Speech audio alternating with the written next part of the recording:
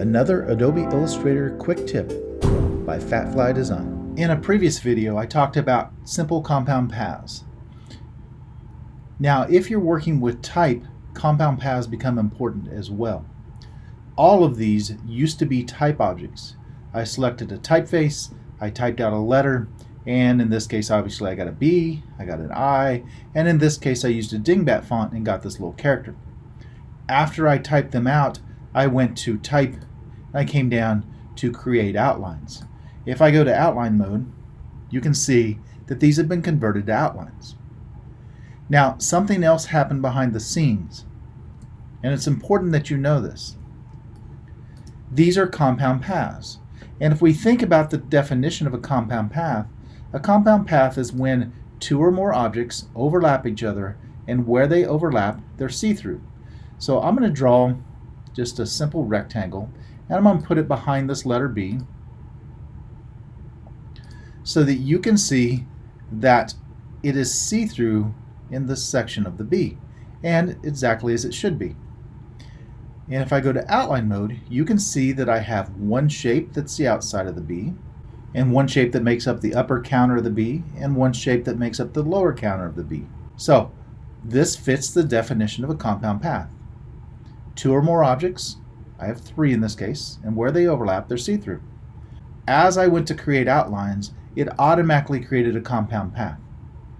Now, there are some things that you'll want to do to your objects in Illustrator. There'll be ways that you'll want to edit them, and you won't be able to as long as they are a compound path.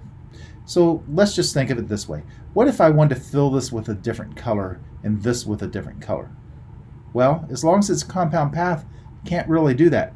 And it'd be sort of a waste of time to redraw this shape when I already have the shape that I need. So I can go to Object, Compound Path, Release. Now they're filled with black, and that's okay. I can select this one. Now, something else that you need to be aware of, they're automatically grouped together.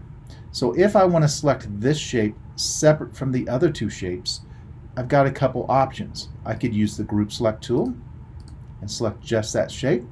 This way I don't have to ungroup it and they'll stay grouped together. And I could fill that with a different color.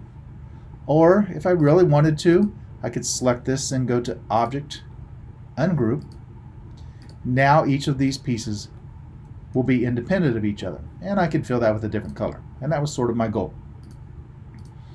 Okay, so anytime that I type with the type tool and then I create outlines, that type will automatically be a compound path.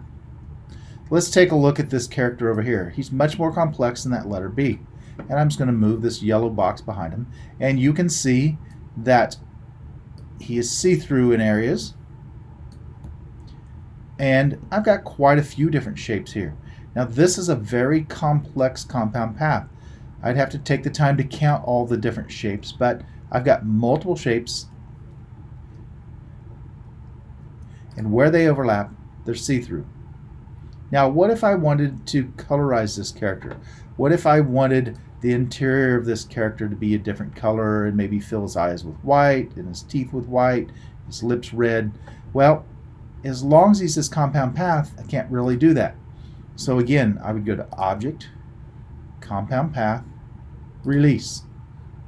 And then I would start selecting the different areas and filling them with different colors. So I'm going to make this green and these green.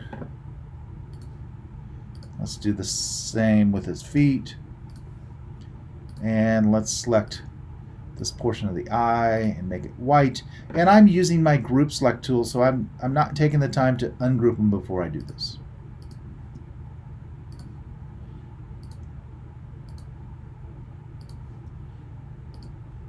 Okay, so that allowed me to colorize this character and give him a little more color.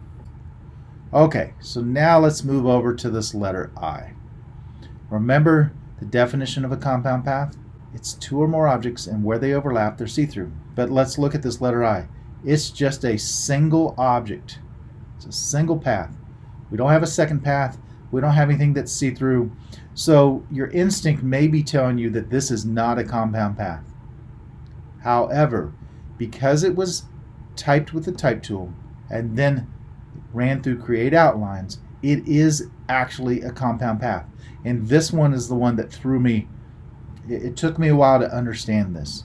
So I would need to, if I want to edit this in some way, if I'm trying to do something to it and it won't let me, it could be because it's a compound path. So I almost always, after I do this, go to Object, Compound Path, and release that so it's no longer a compound path. Hopefully that helped explain how compound paths relate to type. Keep in mind that if you're trying to edit type, once you've outlined it, if you run into a roadblock, you're trying to do something and it won't let you, there's a good chance that it's because it's a compound path and you need to release. Thanks for watching this Illustrator quick tip. I hope it was helpful. If you like what you saw, please hit like and subscribe below. And if you get a chance, visit my website at fatflydesign.com.